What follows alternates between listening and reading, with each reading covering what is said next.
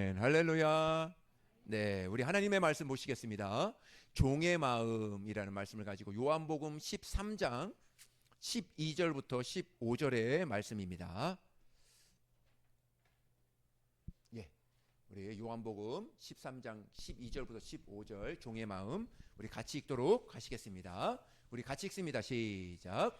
그들의 발을 씻으신 후에 옷을 입으시고 다시 앉아 그들에게 이르시되 내가 너희에게 행한 것을 너희가 아느냐. 너희가 나를 선생이라 또는 주라 하니 너의 말이 옳도다. 내가 그러하다. 내가 주와 또는 선생이 되어 너의 발을 씻었으니 너희도 서로 발을 씻어 주는 것이 옳으니라. 내가 너희에게 행한 것 같이 너희도 행하게 하려 하여 본을 보여노라. 아멘. 네, 감사합니다. 오늘은 종의 마음을 가지고 사실은 예수님의 마음이라는 말씀입니다. 그래서 여러분 함께 은혜를 나누셨으면 좋겠습니다. 제가 저번 주에는 저 뒤에 오셔서 봤을는지는 모르겠지만 저기 뒤에 보면은 와플 기계가 있습니다. 저 성전 뒤에 보면은 저 와플 기계가 있는데 제가 주중에 이제 날씨 따뜻하면 커피 전도래 커피차가 있어요. 제가 딱 있어요. 그 차가. 그래가지고 그걸로 이제 커피 내려주고 이렇게 하는데 그 목사님이 또 이제 저하고 한번 식사하자고 그래서 갔는데 저거를 필요하지 않냐고 그래서 필요할 것 같다고 해서 이렇게 했어요. 그래서 이제 거기서 이제 목사님하고 같이 어떻게 만드는지 어떻게 이렇게 반죽을 하고 했는지 다 이렇게 했어요. 그랬더니 충분히 할 것 같더라고요. 저거를 딱 갔는데 누구 생각이 나면은 성은이와 은폐와 또 현음이와 은거 얘네들이 딱 생각나. 그렇지. 이놈들을 내가 해줘야 되겠구나. 해가지고 이제 저걸 딱 했죠. 했는데 이제 제일 내가 열심히 이제 반죽을 해서 그쪽에서 반죽 해온 거를 가지고 먼저 해서 해봤습니다. 근데 너무 재밌는 거예요. 한 5분이면은 5분 안쪽에 딱 하나가 딱 나와요. 두 개가. 그래가지고 이제 했더니 너무 맛있다는 거예요. 은근아 맛있지? 맛있대요. 성은이 아직 안 먹어봤지? 목사님이 좀 이따 해줄게. 우리 친구들이 너무 맛있다는 거예요. 그래서 목사님이 또 그런 칭찬에 또 약하잖아요. 그래가지고 그 다음 날 또 먹고 싶냐? 했더니 또 먹고 싶대요. 그래서 또 해주고 했는데 너무나 감사한 너무나 좋은 또 이렇게 또 기계로 이렇게 또 여러분들을 섬길 수 있어서 또 이렇게 너무나 좋습니다. 또 제가 이제 주중에 이제 원래는 운동을 했었어요. 운동을 배드민턴을 했었어요. 배드민턴을 했었는데 배드민턴에서 이제 테니스로 전환을 하게 됐습니다. 그래서 이제 지금은 이제 배드민턴을 잠깐 쉬고 테니스를 하는데 테니스 이제 목사님들하고 해요. 목사님들이 대단합니다. 구력이 한 3, 40년 되거든요. 30년, 40년 돼요. 힘도 없어 보여요. 이렇게 하셔요. 그런데 못 이겨. 못 이겨. 정말 거기서 이렇게 이제 테니스를 같이 이렇게 치게 됩니다. 그래서 제 얼굴이 좀 까마죠. 아주 뒤집어 쓰고 모자 쓰고 선크림 바르고 막 해도 이제 이렇게 돼요. 그래서 제가 가는 이유가 있어요. 물론 이제 건강 위해서도 이렇게 가지만 정말 저분들과 교제하면 저분들은 다 이제 목회도 주의 일도 몇십 년간 이렇게 했기 때문에 교회도 있고 있기 때문에 뭐 많은 것들을 배울 수 있겠더라고요. 그래서 항상 이렇게 이제 치고 하고 난 다음에 티타임을 갖고 또 목사님들이 또 저녁 점심을 또 사줘요. 그럼 점심도 같이 먹고 뭐 맛있는 국밥 뭐 여름에는 그 뭐죠 콩국수 막 해가지고 아주 엄청 막 먹고 있습니다. 그래서 그렇게 잘 섬겨주고 있어요. 근데 이제 거기에 시니어들 어른들이 이제 나이 드신 분들이 이렇게 예수 믿지 않아요. 그분들하고 이제 같이 이렇게 이제 함께하게 됐어요. 근데 저 그 시니어 회장님이 어떻게 저를 잘 봤나? 라켓도 새 거는 아니에요. 근데 라켓도 너무 좋은 거를 이렇게 두 쌍을 이렇게 주시고 또 내일 기대가 되는데 저를 제가 이제 가방을 조그만 거를 이렇게 한두 개씩 넣어 갖고 이렇게 다니니까 아유 목사님이 뭐 이런 걸 갖고 다니세요? 제가 하나 사드릴게요. 했더니 그거 이제 배드민턴 가방을 사주겠다고 목사님 무슨 색깔 좋아해요? 그래가지고 너무 미안해잖아요. 그래가지고 옆에 있는 목사님들을 보고 그러니까 그러니까 검은 거 해가지고 이제 예 검은 거 사주세요. 이제 그렇게 하고 그래서 이제 이렇게 섬김을 받습니다. 그런 것 같아요. 제가 특별히 잘한 거는 없습니다. 특별히 뭐 그런 건 없어요. 요번 주에도 눈이 많이 왔잖아요. 눈이 많이 와서 시니어들이 그거를 눈을 치운다고 그러더라고요. 그래서 안 되겠다. 내가 가야 되겠다. 나 그런 거에 또 이제 막 어른들이 하는 거를 좋아하지 않으니까 가서 막 눈도 막 열심히 막 다 치웠죠. 이틀간 다 치우고 막 이렇게 하니까 너무 너무 좋아하고 그러더라고요. 그런 것 같아요. 그 사람이 예기치 않았는데 그 당사자가 그 반대편에 있는 사람이 예기치 않았는데 이 사람의 섬김을 통해서 그 사람이 감동을 받으면 이거는 대단한 효과가 나타나더라고요. 저 사람한테는 내 섬김 받아야 돼. 쟤들한테는 내 자녀들 내가 키웠으니까 저놈들 섬김을 받아야 돼. 아니면 내 밑에 부하 직원한테 내가 상사니까 내가 섬김을 받아야 돼. 이렇게 하면은 이렇게 해서 섬김을 받으면 그 효과가 그렇게 많지가 않은 것 같아요. 물론 해야 되는 것은 맞다고 봐요. 그런데 오히려 생각지도 못했던 사장이 하급자 그 사람에게 섬긴다든지 뭐 밥을 사준다든지 하여튼 섬기면 그 효과가 대단히 크더라고요. 요번에도 그런 것 같아요. 요번에도 이렇게 운동을 같이 하고 그분들이 그래요. 목사님들이 이렇게 나와서 할 줄을 몰랐대요. 너무 감동을 받아서 점심을 사주겠다고 그러더라고요. 목사님들. 그래서 목사님들 다 같이 가가지고 또 막 거기서 이렇게 또 식사도 같이 하고 교제도 이렇게 나눴는데요. 그런 것 같습니다. 내가 마땅히 해야 되는 일이기 때문에 내가 마땅히 섬겨야 되는 일이기 때문에 하는 것보다 또 정말 내가 억지로 내가 시간 돼서 또 내가 억지로 하는 것보다 예기치 않게 여러분 한번 그거를 한번 도전해 보시면 좋을 것 같아요. 올 한 해든 아니면 정말 요 올 한 달이든 저 사람이 예기치 못했던 그 섬김을 내가 한번 섬겨보리라. 그것이 무엇이 됐든 그것이 다만 설거지가 됐든 다만 청소가 됐든 다만 무엇이 됐든 그 사람을 한번 감동시켜 보시는 것이 어떨까. 그런 이제 오늘 말씀을 준비하면서 그런 생각이 들었습니다. 그런 것 같아요. 세상 사람들은 다 자기가 군림하려고 하고 섬김을 받으려고 하죠. 다 섬김을 받으려고 하지 섬겨주려고 하는 사람이 없습니다. 근데 예수님은 우리나라 그러래요. 너희들은 섬겨라. 내가 이 땅에 온 것은 내가 하나님의 아들로 이 땅에 왔지만 내가 섬김을 받으러 온 것이 아니라 내가 너희들을 섬기려고 왔어. 내가 왕이야. 내가 하나님의 아들이야. 그러나 내가 너희들을 섬기려고 왔어. 이렇게 예수님께서 우리에게 본을 보여주시고 가르쳐 주셨어요. 우리는 마땅히 예수님을 닮아가는 사람으로서 완전히 닮은 사람은 아니지만 실수투성이 부족한 것 나도 모르게 그냥 툭툭 튀어나오는 그런 말을 한마디로 인해서 상처 주고 했던 그런 사람이지만 그래도 예수님을 닮아가기로 원하는 그리스도인으로 하나님의 사람 하나님의 자녀로서 닮아가기로 원하는 그 과정 가운데 한 번쯤은 내가 그런 마음을 가지고 정말 예수님의 마음을 가지고 한 번 정도 섬겨보는 그러한 삶을 살아보는 것도 참 좋지 않을까. 또 하나님이 귀하게 여기시지 않을까 그렇게 생각을 해보았습니다. 성도들에게 섬김은 무엇일까 제가 한번 고민해 보았습니다. 성도라면 섬기는 것은 불붙는 것이다 이렇게 생각이 들더라고요. 섬김은 배우는 것이 아닙니다. 사랑은 배우는 것이 아니에요. 사랑과 섬김은 불붙는 것이라고요.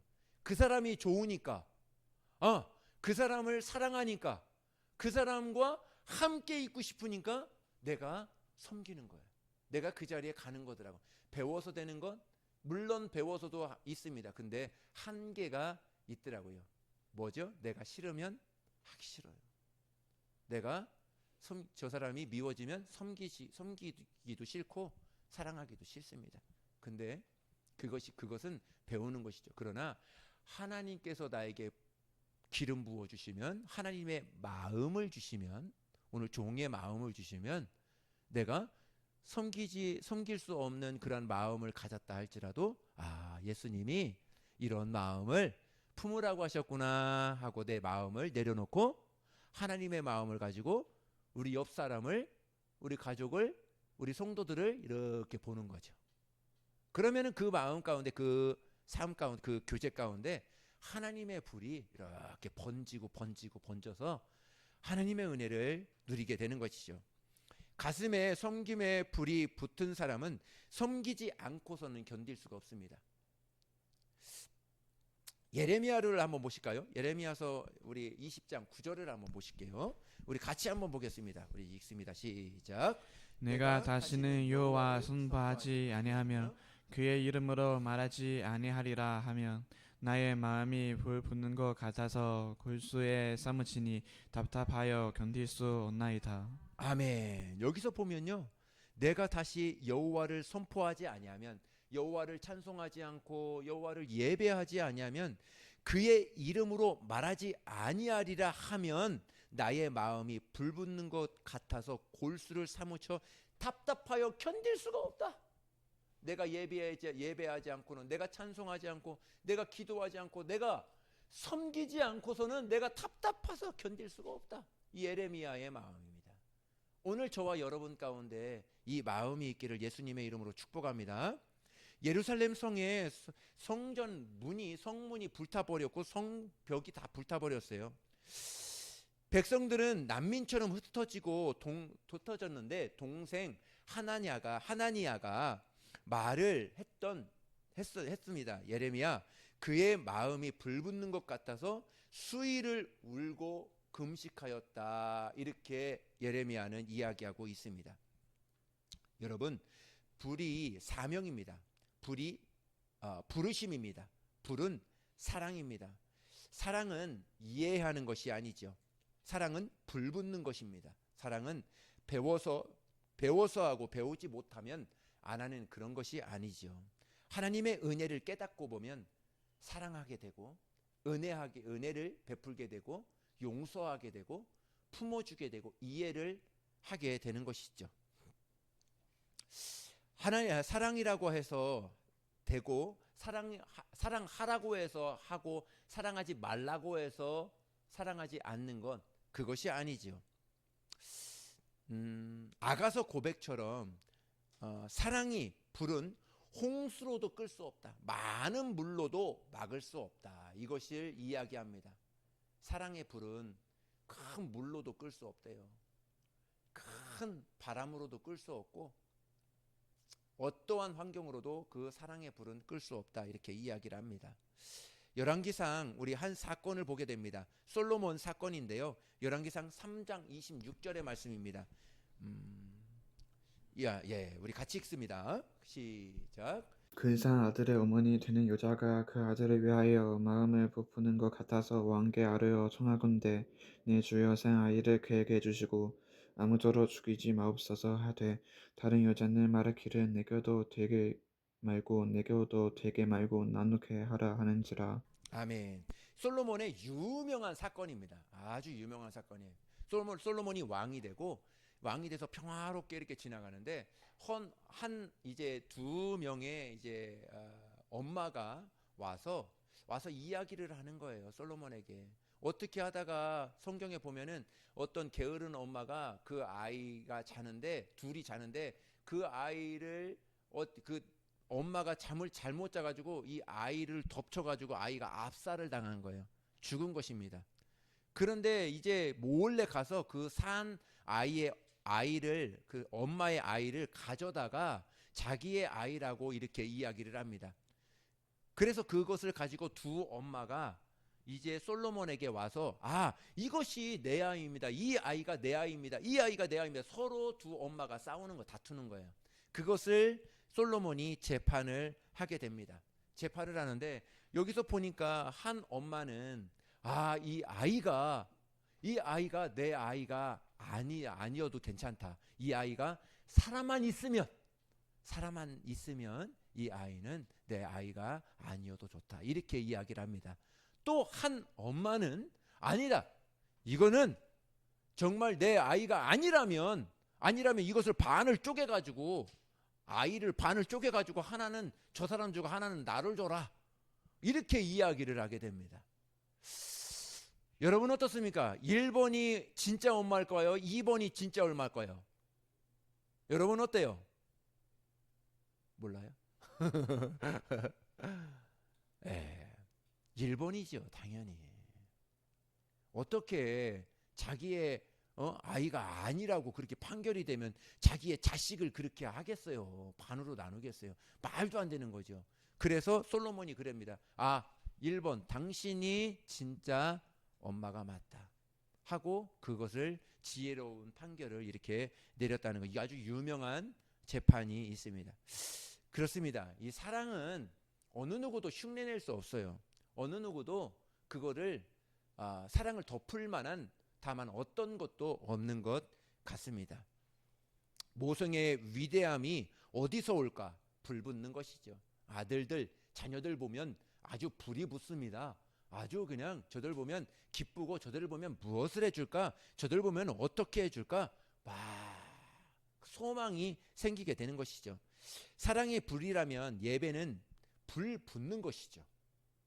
오늘 불 붙여서 가시는 것입니다. 하나님의 마음을 가지고 사랑의 마음을 가지고 그 사랑에 불을 붙여서 내가 가서 사랑의 그 불이 가정에도 우리 삶 가운데에도 직장에도 다만 어디에도 가서 그 사랑의 불을 번지는 거죠. 자꾸 번지고 번져서 하는 것이죠. 예배는 배워서 하는 것이 아닙니다. 예배는 하라고 해서 하는 것도 아닙니다. 예배하지 말라고 해서 예배하지 않는 것도 아닙니다. 신앙은 배우는 것이 아닙니다. 예레미야처럼 고백처럼 하지 않으면 내 가슴에 불 붙는 것 같아서 골수에 사무쳐 견딜 수 없는 것 같아서 오늘도 예배 드려야 된다. 예배 드리지 않고서는 정말 하나님 앞에 나오지 않고서는 내가 견딜 수가 없다. 그 마음으로 하나님 앞에 나와서 예배하는 것, 그것이 바로 참된 예배가 아닐까요? 사랑으로 하면 짐이 날개가 됩니다. 사랑으로 그 옆에 있는 사람이 무겁게 들고 가는 것을 내가 짊어지면 별로 무겁지가 않습니다. 그런데 사랑을 잃어버리면 날개를 내가 달았음에도 그 날개가 짐이 돼버려요. 무겁게만 느껴져요. 왜? 사랑이 없으니까. 이 날개는 나로 나를 수 있도록 도와주는 아주 훌륭한 나로 큰 도움을 주는 거예요. 근데 그 날개마저도 사랑이 없으니까 짐이 되어지고 무겁게만 느껴진다는 것이죠. 사랑하면 무거운 십자가도 나에게는 날개가 됩니다. 십자가가 나를 날 수 있는, 내가 십자가를 보니까 내가 무엇을 잘못하고 내가 어디로 가는지 보이는구나. 십자가를 보니까 하나님의 사랑이 보이고 하나님의 은혜가 보여. 내가 세상의 가치관 가지고 세상의 생각 가지고 세상의 문화를 가지고 내 여태까지 이렇게 보아왔구나. 다시 한번 돌이키는 것 아니겠습니까? 그것이 하나의 십자가가 나에게는 날개가 될 수 있는 것이죠. 근데 사랑을 잃어버리면 은혜마저도 짐이 돼버려요. 왜 나에게 이런 일을 주셨는가? 왜 나에게 이런 환경을 주셨는가? 나에게 왜 이런 것을 주셨는가? 아니지요. 하나님이 그만큼의 은혜를 주신 것이죠. 그거를 은혜로 보면 은혜예요. 근데 사랑을 잃어버리니까 그 하나님이 주신 은혜마저도 짐처럼 느껴지고 여겨진다는 것이죠. 그렇습니다. 우리는 정말 하나님의 마음이 우리에게는 절실히 필요하지 않나 이렇게 붙여집니다. 생각이 듭니다. 두 번째는요, 성령의 검을 우리가 먼저 들어야 될지 아니면은 섬김의 수건을 먼저 둘러야 될지 이것이 있습니다. 한 번은 예수님이 공생의 십자가 사건을 하루 앞둔 주님은 겟세마네 동산에서 야산에 오릅니다. 그리고 그곳에서 기도를 하게 됩니다. 그리고 제자들에게 기도를 부탁해요. 나를 위해요 기도해다오 이렇게 이야기합니다. 근데 제자들은 육신이 피곤해서 졸리죠. 졸리니까 잠을 이기지 못하고 잠들고 맙니다. 아마 새벽녘쯤에 되었을 것입니다. 대제사장들이 군사들을 이끌고 예수님을 잡기 위해서 현장을 들이닥칩니다. 그때 베드로가 칼을 휘둘렀는데 대제사장 말고의 귀를 자르게 됩니다. 아마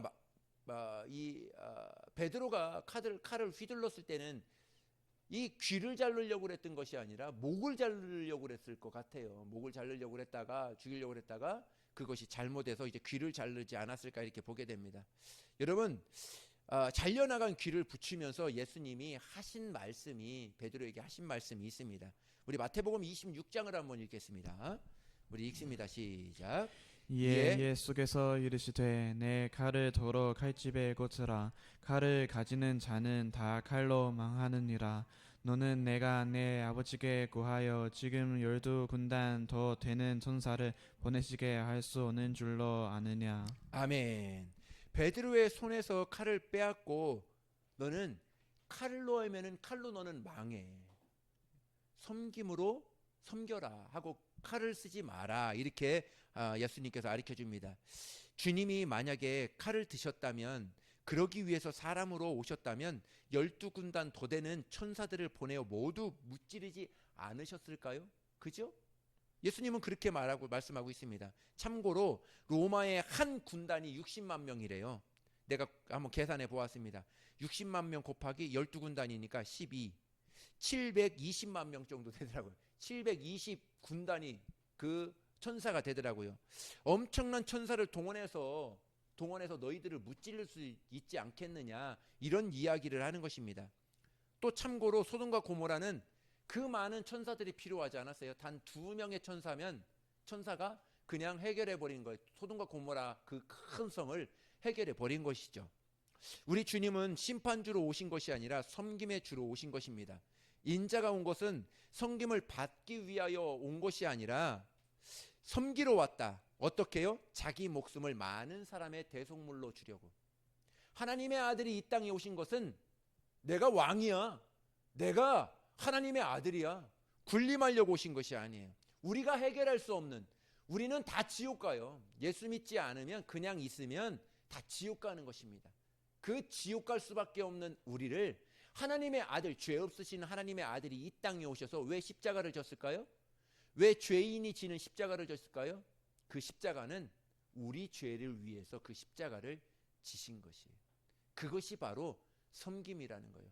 예수님만큼, 예수님의 크기만큼 정말 우리가 여태까지 이 모든 피조물을 통해 통틀어서 예수님이 섬겼던 그 섬김에 비교할 수 있는 섬김을 이 땅에서 베풀었던 그 위인이 있습니까? 그것보다도 잠깐의 그러한 섬김을 했던 위인들은 있을 거예요. 그러나 하나님의 아들이 이 땅에 오셔서 미물말도 못한, 우리와 전혀 상관없는, 하나님과 전혀 상관없는 우리를, 지옥에 갈 수밖에 없는 우리를 천국으로, 우리 모든 죄를 사해 주시고 천국으로 우리를 인도하셨다. 이 섬김에 비할 다만 어떤 것도 저는 없다고 이렇게 봅니다. 그 섬김을 받은 사람은 어떨까요? 내가 이제 지옥의 자녀가 아니라 하나님의 자녀야. 그렇기 때문에 나는 천국에 갈 수 있어 하면서 떵떵거리며 어깨에 힘주고 교회에 어떤 직분을 맡았으니까 난 이런 사람이야 하고 그렇게 살아가겠습니까? 아니면 내가 그 은혜를 받은 사람으로서 그 은혜를 갚을 수 있을까요? 못 갚으니까 어떻게 해야 되겠어요? 다른 사람을 섬기는 거죠. 교회를 섬기게 되고, 정말 옆에 주위에 있는 사람, 좀 힘들어하는 사람들을 섬기게 되고, 그 은혜를 다 갚을 수 없지만 그 은혜를 받은 사람으로서 내가 그렇게 불을 옮겨주는 거죠. 그러니까 서두에 말씀드린 것처럼 그 사람이 기대하지도 않고 그 사람이 정말 소망하지도 않았던 그런 것들을 내가 그 은혜를 갚아주는 거죠. 그 은혜를 이렇게 섬겨주는 거죠. 그러면서 너도 예수님을 만나면 나같이 될 수 있어. 이것만큼 행복한 것이 어디 있어요. 그러므로 저는 이 말씀을 준비하면서 진짜 섬김만큼 행복한 것이 어디가 있을까? 섬긴 만큼 행복한 것이 어디였을까? 여러분 한번 물어볼게요. 성은이가 오늘 요번에 이제 일본에 갔다 오면서 목사님 하면서 선물을 하나 사줬어요. 너무 내가 너무 맛이 어떨까 하고 하나 뜯어봤어요. 그래서 먹었는데 너무 맛있는 거예요. 저는 그렇게 성김을 받은 목사님이 기쁠까요? 목사님이 기쁠까? 아니면 우리 성은이가 기쁠까요? 둘 다 기쁘죠. 둘 다 기쁜데 누가 더 기쁠까? 내가 더 기쁠까요? 받았으니까 내 성은이한테 그거 과자 받았어. 좋아. 기쁠까요? 아니면 주는 사람이 더 기쁠까? 저는 그렇습니다. 준 사람이 더 기쁘다. 그런 거죠. 안 그래 성은아? 저는 그렇습니다. 철이 없을 때는 아버지가 뒤에 사탕 이렇게 딱 있다 사탕 갖다 이렇게 딱 주면은 그것으로 기뻐하고 즐거워하지요.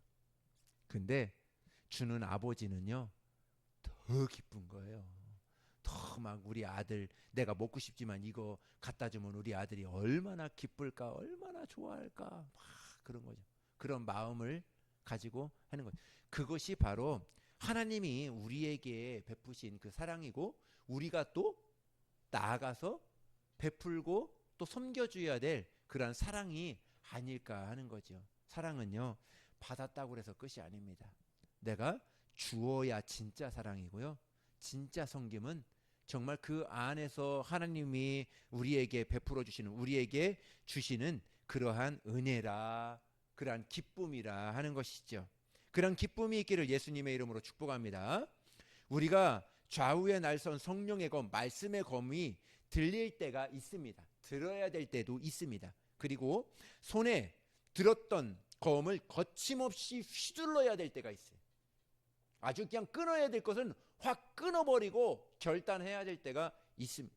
그러나 그 전에 분별해야 합니다. 성령의 검을 휘둘러야 할 대상인지 아니면 그 성령의 검을 내려놓고 섬김의 수건을 허리에 두르고 그 사람을 섬겨야 줄 대상인지 분별해야 된다는 거예요. 내가 칼을 가졌다고 해서 여러분 칼보다 칼집이 더 중요한 거 아세요? 칼도 중요합니다. 근데 칼집이 없으면 칼을 꽂고 다니다가 옆에 사람 다 찔러요. 그러나 그 칼집이 있어야 내가 보호가 되고 칼도 보호가 되고 옆에 사람도 다 보호가 되는 칼집은 굉장히 중요한 것입니다. 이게 절제라는 거예요. 이 칼은 성령의 검은요. 결론을 얘기하자면 성령의 검은 원수예요. 마귀가 우리 가정을 나누거나 또 우리 교회를 나누거나 어떠한 것을 파괴시킬 때 그때에는 가감 없습니다. 칼을 뽑아들여야 됩니다. 성령의 검은 곧 뭐죠? 말씀, 하나님의 말씀을 뽑아들여야 됩니다. 내가 예수 그리스도의 이름으로 명하노니 원수는 마귀는 떠나가라. 우리 가정에서 떠나가고 우리 자녀들에게서 떠나가고 우리 삶 가운데서 다 떠나가라 하고 단호하게 꾸짖고 결단을 해야 됩니다. 그런데 우리 가정과 우리 교회 안에서는 우리 사랑하는 우리 가족들 안에서는 어때요? 칼을 뽑아야 돼요. 어때요? 뽑아서 그냥 해요? 아니죠. 섬겨야죠. 그래야 거기서 하나님의 사랑이 그것을 한다고 해서 이 철없는 애들은 알까요? 몰라요. 아이들은 하나님의 사랑을 먹고 사며 부모의 사랑을 먹고 사는 거예요. 그것을 가지고 내가 살 때 정말 대상을 분명히 내가 칼을 들어야 될 대상인지 또 섬겨야 될 대상인지 내가 교회는 섬겨야 될 대상이죠. 옆에 있는 성도들 다 섬겨야 되고 내 직장에 가서 내가 어디에 가서 다 섬겨야 될 대상입니다. 근데 영적으로 불리하거나 부정적이거나 영적으로 다 파괴시키는 그것들은 성령의 검 하나님의 말씀으로 그것들을 다 해결해야 된다는 것이죠. 그것이 굉장히 중요합니다. 여러분 어떻습니까? 분별이 되지요. 그러니까 칼을 성령의 말씀을 휘둘러야 될 때인지, 영적으로 원수를 쫓아내야 될 때인지, 아니면 섬겨야 될 대상인지, 그거를 여러분들은 다 아실 거예요. 지금 말씀을 딱 생각해 보면은. 성령의 검을 들어야 될 때는 들어야 되지만, 때로는 성령의 검을 조용히 내려놓고 섬김의 수건을 무릎 위에 올려놓고 그 사람들의 발을 씻겨줘야 될 때가 있다는 것이죠. 그게 종의 마음입니다. 그게 하나님의 마음이죠. 우리는 어두운 영들에 대해서는 거침없이 성령의 검을 휘둘러야 됩니다. 그러나 그가 누구든지 하나님의 사람의 영역에서는 칼을 칼집에 꽂고 하나님의 섬김의 수건으로 그들을 싸매주고 이해해주고, 내가 조금 속상하고 내가 조금 오해를 받고 내가 조금 그 사람에게 좀 비난을 조금 받는다 할지라도 그 사람이 섬겨줘야 될 대상이라면 내가 조금 낮아지고 해야죠. 그렇더라고요. 이것이 그 당시에는 오해를 받을 수 있고 그 당시에는 조금 불화가 있을 수 있습니다. 근데 좀 시간이 지나면 알더라고요. 그 사람이 왜 그렇게 했지? 그 사람이 이렇게 한 것이 다 이해가 되고 다 그것이 납득이 되더라고요. 지나고 나면은. 그 당시에는 잘 몰랐지만. 누가 섬김의 수건을 들을 수 있을까요? 누가 섬김의 수건을 들을까요? 누구죠? 종입니다. 종이 섬김의 수건을 드는 거예요. 유대서에서는 유대인에게는 누군가가 수건을 들고 있으면 누가 말하지 않아도 그는 종이라 이렇게 봅니다. 스스로 발 닦는 종이라고 생각하는 사람이라야 우리 수건을 들 수 있습니다. 검은 누구도 쪼개기 위해서 존재하지만 수건은 하나 되기 위해서 존재하는 것이죠. 검은 아픈 상처를 만들지만 수건은 아픈 상처를 싸매주고 묶어주는 치유의 역할을 합니다. 예수님이 요단강에서 침례받고 올라오실 때 마귀가 시험하려고 합니다. 예수님은 섬김의 수건을 두르지 않았어요. 그때는 말씀의 검을 휘둘렀습니다. 사탄아 물러가라, 기록되었으되 하고 하나님의 말씀의 수건을, 말씀의 검을 휘둘렀던 것이죠. 그리고 예수님은 검을 내려놓고 섬김의 수건을 두르시고 버림받은 나병 환자를 수건으로 싸매주시고, 또 여리고의 삭개오를 만나주시고, 누구도 관심 없고 버림받았던 소외되고 가난한 그 사람들을 다 찾아가서 그 사람들을 씻겨주고 먹여주고 다 그 사람들의 친구가 되어줬던 것이죠. 그 섬김을 다 그렇게 하셨던 것이죠. 여러분의 가정이, 여러분의 삶의 현장이 어두운 영역에서 장난치거든, 어두운 영들이 장난치거든, 과감 없이 저것들이 예수님의 이름으로 다 떠나가라 하고 그 아이들과 그 성도들을 꼭 껴안아주고 안아주고 축복해 주는 것이죠. 그것이 바로 정말 섬겨주는 하나님의 마음을 가진 사람들의 자세가 아닐까 보게 됩니다. 어둠의 영들은 봐줄 대상이 아닙니다. 나사렛 예수 이름으로 우울과 가난과 미움과 다툼과 나누는 영들은 떠나갈지어다 하고 외쳐야 되는 것이죠. 하고 선포를 해야 되는 것입니다. 그러나 여러분들의 가정 안에, 교회 안에서 수건을 드셔야 됩니다.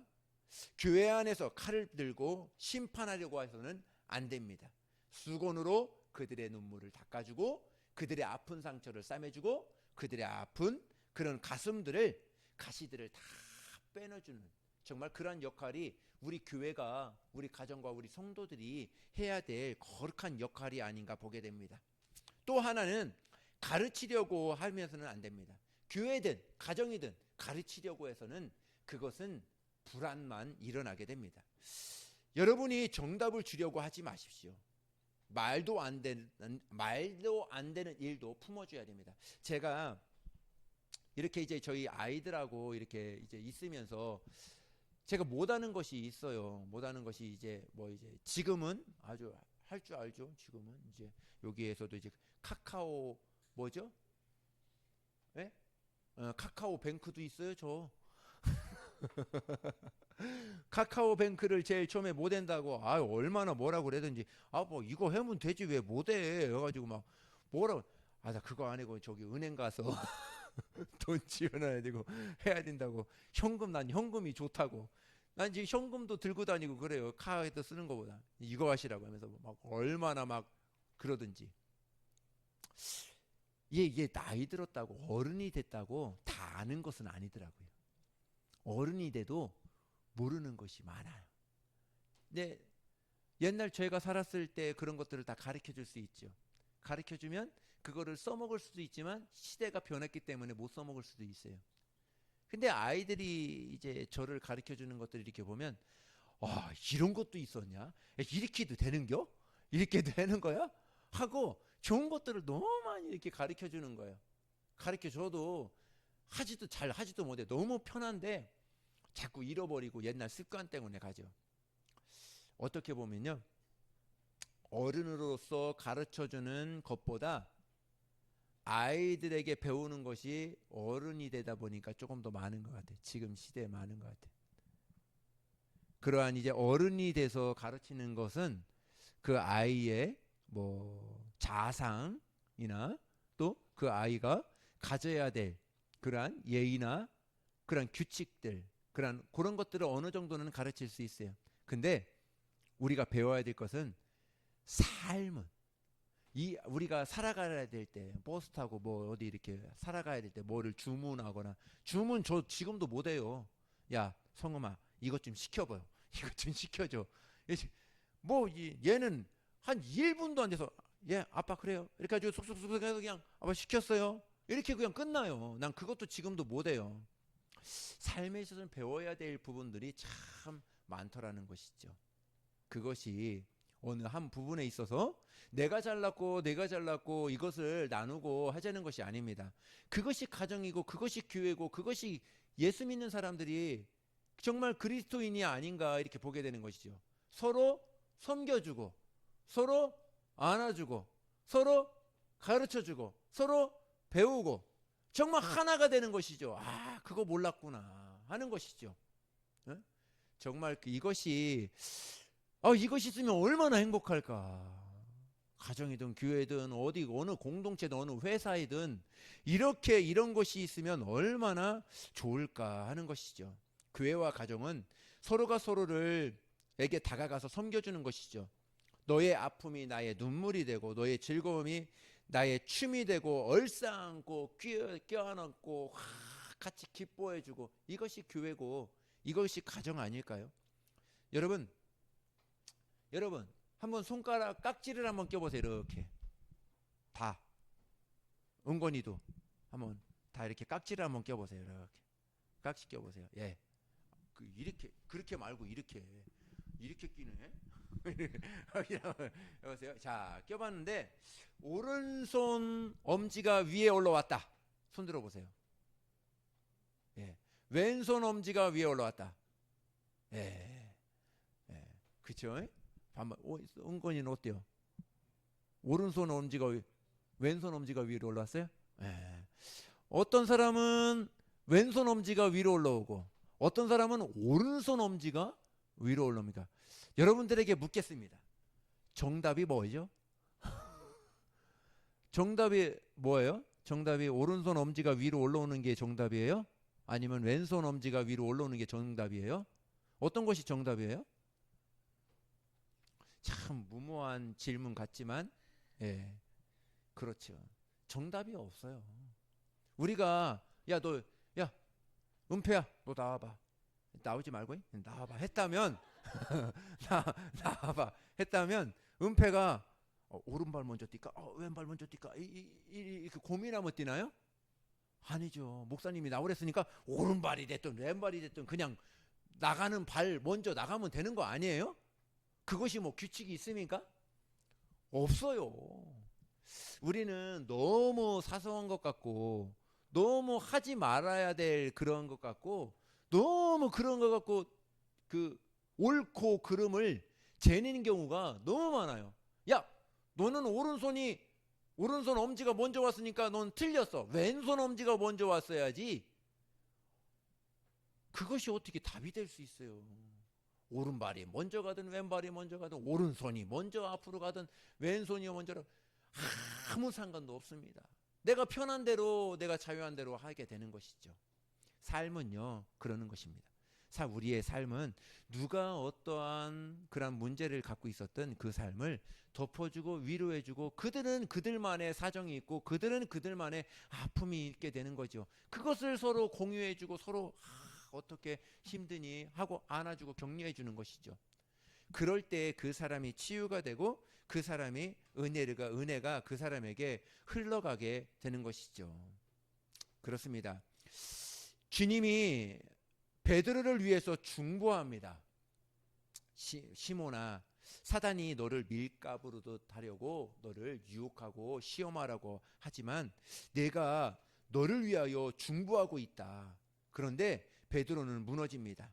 그런데 예수님이 베드로를 다시 일으키십니다. 베드로야 너 무너지지 않게 기도해서 했는데 얼마 되지 않아서 예수님이 붙잡혔어요. 법정에 붙잡혔어요. 그 멀리서 이렇게 불을 쬐면서 예수님의 법정을 이렇게 구경하고 있는데 어느 한 여자아이가 너 이 사람 예수님의 제자다. 예수의 제자다 하고 할 때 그때 3번이나 부인하지 않습니까? 부인했을 때 무너지죠. 베드로의 마음이 무너지죠. 무너져서 이 베드로가 찾아간 것이 자기 고향이에요. 고향에 찾아가서 이제 풀 죽고 그게 가만히 풀 죽고 예수님도 이제 안 계시잖아요. 예수님도 이 땅에 안 계시고 이제 나는 고향에 가서 이제 다시 그물을 깁겠다. 그물을 고기를 잡겠다 해서 갑니다. 갔는데 주님이 이제 나타나신 거예요. 주님이 다시 사셔서 베드로에게 딱 오십니다. 오셔서 했던 말이 첫 번째 했던 말이 뭘까요? 첫 번째, 야, 너 베드로 일로 와봐. 내가 너 가르쳐줬잖아. 너 깨어 있으라고. 너 부인하지 말라고. 부인하지 말고 너 그때 예수님의 제자입니다 하고 그렇게 고백을 했어야지. 너는 의리 없게 나한테 나를 배신했냐? 그러면 안 되지. 이렇게 얘기했습니까? 그렇게 얘기하지 않았어요. 베드로에게 딱 가셔서 한마디 하시는 게 야, 내가 너를 위해서 고기를 맛있게 구워놨어. 너 배고프지? 일로 와봐. 너 춥지? 일로 와. 내가 불도 잘 펴놓고 고기도 맛있게 구웠으니 우리 고기 하나 먹자. 너 나 사랑하니? 나는 너를 많이 사랑한다. 내 양을 먹이라. 그리고 내 양을 쳐라. 예수님은 그렇게 다가가십니다. 우리 인간의 생각으로는 얼마나 배신감 느껴요. 그렇지 않아요? 누가 사업을 했는데 사업을 막 하다가 누가 나의 사업에 그러한 지분을 떼어갖고 도망가 버렸어요. 얼마나 배신감이 느껴져요. 얼마나 그 사람을 잡고 싶고 그 사람을 얼마나 미워하겠어요. 그런데 예수님은 그렇게 하지 말래요. 가서 위로해줘요. 네가 얼마나 필요했으면, 네가 얼마나 그것을 원했으면 그렇겠느냐. 위로해주래. 그것이 그리스도의 마음이라 하는 것이죠. 그렇습니다. 오늘 우리가 읽었던 요한복음 13장은요 이렇게 이야기를 하게 됩니다. 우리 13장 3절 우리 같이 읽겠습니다. 우리 읽습니다. 시작. 중 예수는 아버지께서 모든 것을 자기 손에 맡기신 것과 또 자기가 하나님께로부터 오시다가 하나님께로 돌아가실 것을 아시고 전혀 잡수시던 자리에서 일어나 겉옷을 벗고 수건을 가져다가 허리에 두르시고 이에 대야에 물을 떠서 제자들의 발을 씻으시고 그 두르신 수건으로 닦기를 시작하여 네. 예수님은 얼마 남지 않은 것을 아시고 허리에 수건을 두르고 제자들의 발을 하나하나씩 씻겨줍니다. 예수님이 제자들의 발을 씻겨줘요. 그리고 그 후에 하신 말씀이 있습니다. 12절, 15절의 말씀입니다. 우리 12절, 우리 읽습니다. 시작. 그들의 발을 씻으신 후에 옷을 입으시고 다시 앉아 그들에게 이르시되 내가 너희에게 행한 것을 너희가 아느냐 너희가 나를 선생이라 또는 주라 하니 너희 말이 옳도다. 내가 그러하다.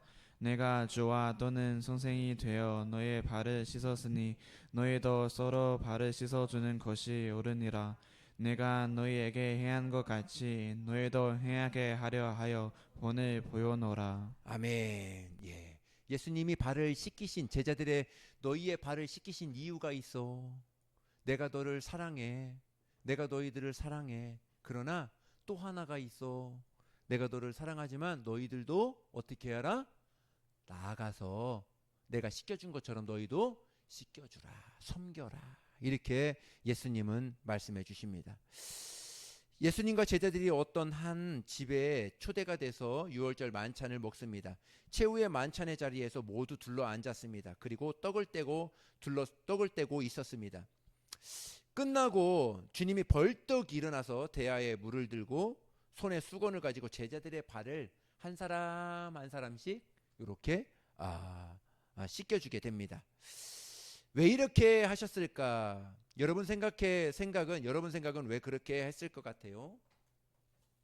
유대인의 관례에는 어떤 사람이 그 손님을 초대하면 그 사람이 귀한 손님이다 그러면 주인이 그 손님의 발을 씻겨줘요. 그리고 좀 덜 중요한 손님이다 그러면 종한테 시킵니다. 종아, 너 저기 손님의 발을 씻겨줘라. 그리고 그보다도 덜 중요한 손님이다 그러면은 자기 발을 씻도록 그 물을 대야에 담아다가 자기가 자기 발을 씻도록 해줍니다. 그런데 여기에 보니까 그 물을 떠다 주지 않는 거예요. 초대를 받았는데 예수님의 발을 씻길 물도 주지 않고 제자들의 발을 씻길 물도 주지 않는 거예요. 다 주지 않는 거예요. 그리고 또 하나, 예수님이 왔다면 제자들이 가서 물을 떠다가 예수님의 발을 씻겨주면 어때요? 근데 제자들도 그거를 잊어버렸습니다. 왜 잊어버렸는지는 모르겠어요. 그 만찬이라니까 음식들이 많이 있다 보니까 많이 즐겁게 하다 보면 그걸 잊어버렸을 수 있습니다. 근데 예수님은 그것에 있어서 야, 너 물 떠와서 내 발 씻겨줘 이렇게 하지 않았습니다.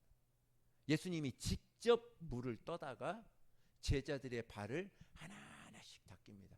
여러분들도 지금도 그렇습니다. 지금도 제가 이스라엘에 가보니까 베두인이라고 있어요. 베두인은 그 목축업을 하는 사람들이 양을 키워서 이제 생활하는 사람들이에요. 그래서 한 장소에 있지 않습니다. 한 1년, 2년, 3년 정도 있으면 다른 곳으로 또 옮겨요.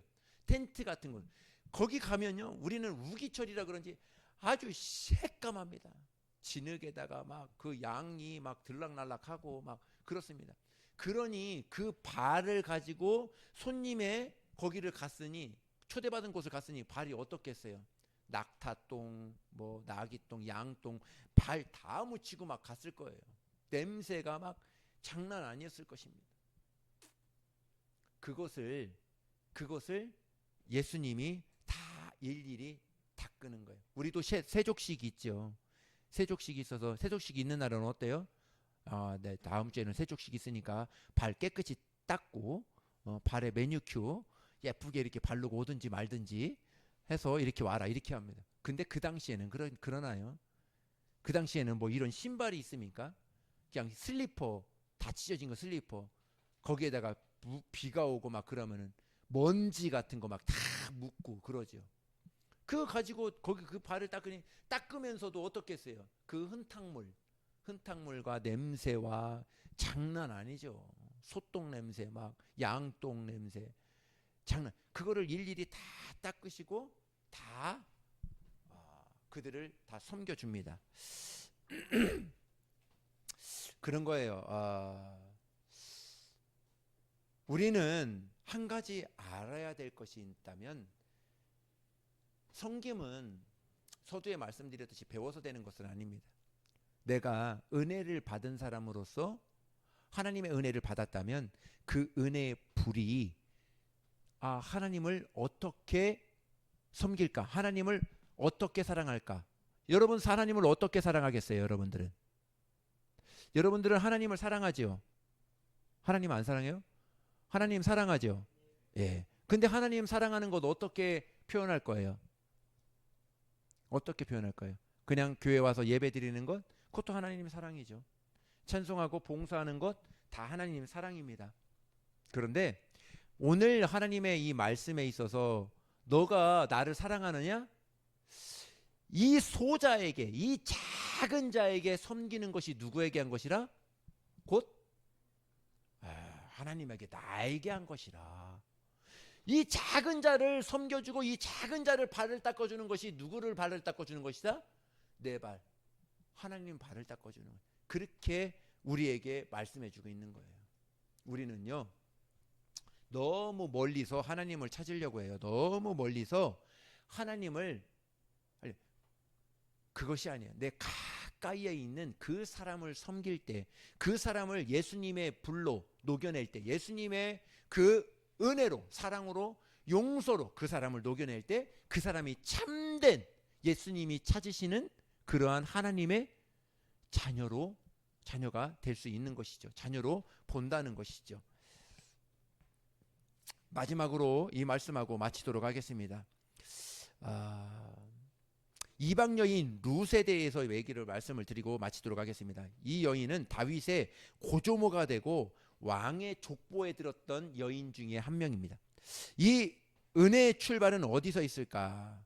유대와 모압이라는 갈림길에 있었을 때 과연 이 사람들은 어디로, 룻은 과연 누구를 따라갔을까 하는 그러한 이야기입니다. 오르바는 자기 생애를, 자기를 위해서 자기의 인생을 따라서 간 사람이고, 룻은 시어머니를 섬기려고 시어머니를 따라서 간 사람이라 이렇게 성경은 말씀하고 있습니다.